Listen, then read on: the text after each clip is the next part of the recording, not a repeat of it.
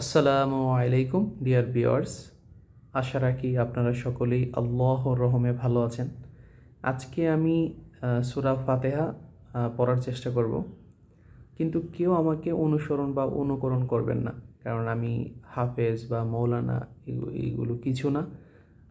এত বড় দায়িত্ব আমার উপরে আসেনি, বা আমি এত বড় দায়িত্ব নিয়েও কথা বলতে চাচ্ছি না। আমি একজন সাধারণ মানুষ, তাই আমি জাস্ট আমার আমি যতটুকু পারি শেয়ার করছি, বাট কেউ অনুসরণ করবেন না। আর আমার ভুল হতে পারে, ক্ষমার দৃষ্টিতে দেখবেন। আর রব যেন আমাকে মাফ করে দেন এই সূরা ফাতিহাতে যদি কোনো ভুল হয়। চলুন তাহলে আমরা শুরু করি। আউযু বিল্লাহি মিনাশ শাইতানির রাজীম। بسم الله الرحمن الرحيم. الحمد لله رب العالمين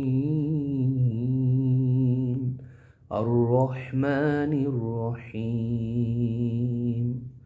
مالك يوم الدين إياك نعبد وإياك نستعين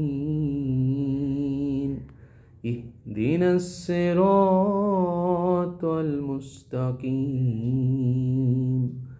صراط الذين أنعمت عليهم غير المغضوب عليهم ولا الضالين